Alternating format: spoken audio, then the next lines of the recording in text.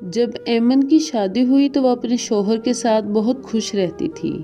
دن بھر اس کا شوہر کماتا، ان کا گزر بسر بہت اچھا ہو رہا تھا، ان کی زندگی بہت ہی خوشحال تھی۔ ایمن کو اپنا شوہر شکل و صورت کے لحاظ سے کچھ خاص نہ لگتا تھا، لیکن اس کو اپنے شوہر کی یہ عادت بہت اچھی لگتی تھی کہ وہ شام کو گھر آ کر اسے مکمل وقت دیتا تھا۔ شادی کا 1 سال اسی طرح گزر گیا اور پتہ ہی نہ چلا، لیکن پھر ایمن کے شوہر کا دوسرے شہر میں تبادلہ کر دیا گیا۔ ایمن کو یہ بات ہرگز پسند نہ آئی۔ اس نے اپنے شوہر کو جانے سے بہت روکا، مگر آفس کی جانب سے دباؤ تھا، اس لیے جانا ہی پڑا۔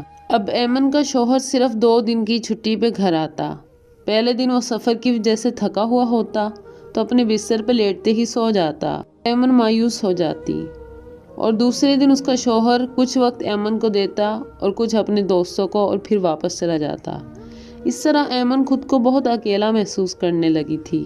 کچھ ماہ تو ایمن نے یہ سب برداشت کیا، لیکن وہ کب تک یہ سب برداشت کرتی؟ شادی کو 1 سال ہی تو ہوا تھا۔ اسے اپنا خالی بستر کاٹنے کو دوڑتا تھا۔ ایمن پورے دن گھر میں اکیلی بور ہو جاتی تھی۔ اس کے پاس کرنے کو کچھ کام بھی نہ ہوتا تھا۔ ایسے میں اسے تنہائی اور زیادہ محسوس ہوتی تھی۔ ایمن نے بہت بار اپنے شوہر سے کہا تھا کہ وہ اکیلے گھر میں تنگ پڑتی ہے، وہ اسے اپنے ساتھ لے جائے، مگر ہر بار اس کا شوہر کوئی بہانہ بنا کر بات کو ٹال دیتا۔ ایمن اندر ہی اندر سوچتی رہتی کہ آخر ان سب میں میرا کیا قصور ہے۔ جب بھی دروازے پر گھنٹی بجتی تو وہ سمجھتی کہ میرا شوہر واپس لوٹ آیا ہے، لیکن جب دروازہ کھولتی تو اسے پتہ چلتا کہ وہاں اس کا شوہر نہیں ہے تو اسے بہت دکھ ہوتا۔ ایمن اب ذہنی مریض بن چکی تھی۔ گھنٹوں بیٹھی اکیلی اپنے کمرے کو گھورتی رہتی، دیواروں سے باتیں کرتی رہتی۔ اپنے شوہر کے پاس فون کرتی تو اس کا شوہر جلدی سے اس کی کال بھی اٹینڈ نہ کر پاتا تھا، کیونکہ وہ اپنے کام میں بہت زیادہ بیزی ہوتا تھا۔ ایسے ہی کچھ ماہ گزر گئے۔ ایسے ہی ایک روز دوپہر کے وقت دروازے پر دستک ہوئی تو ایمن نے پوچھا کہ کون ہے؟ باہر سے ایک مرد کی آواز آئی، ایمن میں نصیر تمہارا کزن ہوں۔ ایمن نے دروازہ کھولا اور آنے کا سبب پوچھا تو نصیر کہنے لگا، میں جاب کے سلسلے میں یہاں آیا تھا، تو اماں اور چچی نے کہا تھا کہ ایمن کے گھر بھی چکر ضرور لگانا۔ نصیر ایمن کے چچا کا بیٹا تھا اور اس کا ہم عمر بھی تھا۔ نصیر بچپن سے ایمن کو پسند کرتا تھا، لیکن ایمن اسے پسند نہ کرتی تھی۔ ایمن کے گھر والوں نے ایمن کی شادی کہیں اور کی تھی۔ اس بات کا نصیر کو بہت زیادہ صدمہ ہوا تھا، لیکن وہ صبر کے علاوہ اور کیا کرتا۔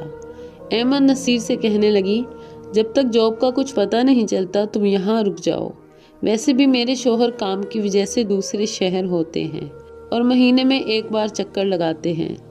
دن گزرتے رہے اور ایک دن نصیر کی جاب لگنے کی خوشی میں نصیر کچھ سامان لیے رات کو گھر لیٹ پہنچا اور ایمن کو خوشی سے گلے لگایا اور نوکری کی خوشخبری دی۔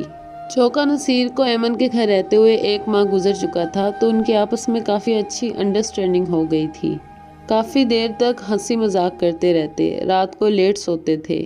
ایمن کو خبر بھی نہ ہوئی کہ کب وہ نصیر کی گرویدہ بنتی جا رہی ہے۔ جب ایمن کو نصیر نے گلے لگایا تو ایمن کو عجیب سا احساس ہوا اور خوشی بھی ہوئی۔ اس رات وہ لوگ لیٹ نائٹ تک باتیں کرتے رہے اور انہی باتوں اور مستی میں پتہ ہی نہ چلا کہ وہ ایک دوسرے کے بے انتہا قریب ہوتے گئے اور شرم و حیا کی تمام حدیں کراس کر دی۔ ایمن اپنا سب کچھ نسیم کے حوالے کر چکی تھی، اپنی عزت آبرو سب کچھ نصیر کے حوالے کر دیا۔ صبح آنکھ کھلی تو ایمن دیکھ کر حیران ہو گئی کہ نصیر بھی اسی کے ساتھ بیڈ پر سو رہا تھا۔ ابھی ایمن سوچ ہی رہی تھی کہ ٹیلی فون کی گھنٹی بجی، تب جا کر ایمن کو ہوش آیا۔ بستر سارا بکھرا ہوا تھا۔ ایمن نے اسی حالت میں فون اٹھایا۔ ہیلو، ہاں ایمن، کمپنی نے پھر سے میرا تبادلہ اپنے شہر میں کر دیا ہے، میں گھر پہنچنے والا ہوں۔ یہ ایمن کا شوہر تھا۔ ایمن نے جب وہ کال سنی تو وہ سکتے میں رہ گئی۔ ایمن نے سوچا کہ اب سے کچھ دیر پہلے وہ جس مرد کے ساتھ تھی، یہ مجھ سے کیا ہو گیا ہے۔ اتنے میں دروازے کی گھنٹی بجی۔ ایمن نے جلدی سے اپنی حالت ٹھیک کی اور دروازے پر پہنچی تو سامنے دیکھ کر حیران ہو گئی کہ اس کا شوہر کھڑا تھا اور مسکرا رہا تھا کہ ایمن میں واپس آ گیا ہوں۔ شوہر کو دیکھنے کے بعد ایمن کے چہرے کا رنگ سفید پڑ گیا تھا۔ اس کے شوہر نے پوچھا، ایمن کیا ہوا، تمہاری طبیعت تو ٹھیک ہے نا؟ ایمن بولی، جی میری طبیعت ٹھیک ہے، وہ آپ اچانک آ گئے نا، ابھی تو آپ نے مجھے کال کر کے کہا تھا کہ میں پہنچنے والا ہوں۔ دیکھو میں تمہیں سرپرائز دینا چاہتا تھا، تو تمہیں کیسا لگا میرا سرپرائز؟ ایمن خاموش ہو گئی۔ جب اس کا شوہر گھر کے اندر داخل ہوا تو کیا دیکھتا ہے کہ گھر کی بہت سی قیمتی چیزیں موجود نہ تھی۔ اس نے ایمن سے پوچھا، ایمن گھر کا سامان کہاں گیا؟ ایمن نے کہا، میں گھر میں اکیلی ہوتی تھی، گھر کا سامان چوری ہو گیا ہے۔ ایمن کا شوہر جب اپنے بیڈ روم میں گیا تو یہ دیکھ کر اس کے ہوش اڑ گئے کہ اس کے بیڈ پر تو نصیر لیٹا ہوا تھا، وہ بھی نازیبا حالت میں۔ اس نے نصیر کی طرف دیکھا اور ایمن کی طرف دیکھا تو ایمن نے شرم کے مارے اپنا سر جھکا لیا۔ ایمن کا شوہر سمجھدار تھا، وہ سب حالات کو سمجھ چکا تھا۔ اتنے میں نصیر اٹھا، ایمن کہاں ہو تم؟ جب نصیر نے ایمن کے شوہر کو دیکھا تو چونک گیا، جلدی سے اپنی حالت ٹھیک کرنے لگا۔ ایمن اسی وقت روتے ہوئے اپنے شوہر کے قدموں میں لپٹ گئی کہ مجھے معاف کر دو، مجھ سے یہ غلطی سرزد ہو گئی ہے، پلیز مجھے معاف کر دو۔ تم یہاں پر نہیں تھے تو مجھے تنہائی کاٹتی تھی، میں اکیلی بہت روتی تھی، میرا دل بھی نہیں لگتا تھا۔ انجانے میں مجھ سے یہ گناہ سرزد ہو گیا ہے، پلیز تم مجھے معاف کر دو۔ لیکن ایمن کے شوہر نے اس وقت اس کی ایک بھی نہ سنی اور اس کو اسی وقت طلاق دے دیا۔ ایمن روتی رہی، گڑ گڑاتی رہی کہ اس چھت کے علاوہ میرے سر پر کوئی چھت نہیں، میں کہاں جاؤں گی؟ اس کے شوہر نے ترس کھا کر اسے ایک کرائے کے گھر میں اس کی عدت پوری کرنے کے لیے رہنے دیا۔ جب ایمن کی طلاق کے بعد عدت پوری ہو گئی تو وہ در بدر بھٹکتی رہی اور یوں ہی ٹھوکریں کھاتی رہی، آخر وہ ایک دارالامان میں جا کر رہنے لگی۔ ایمن اکثر سوچا کرتی تھی، میں نے اپنے پاؤں پہ خود ہی کلہاڑی ماری ہے، میں نے اپنے ہاتھوں سے اپنے گھر کو برباد کر لیا، کاش میں اپنے آپ کو قابو میں رکھ پاتی۔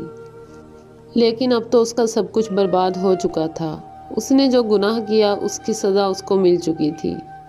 شاید اب اس کی قسمت میں در بدر کی ٹھوکریں کھانا ہی لکھا تھا۔ دوستو، آپ کو آج کی ہماری کہانی کیسی لگی؟ اپنی قیمتی رائے کا اظہار کمنٹ سیکشن میں ضرور کریے گا۔ کیا ایمن کے شوہر نے اسے طلاق دے کر صحیح فیصلہ کیا یا اسے اپنی بیوی کو معاف کر دینا چاہیے تھا؟ دوستو اپنی رائے کا اظہار ضرور دیجیے گا۔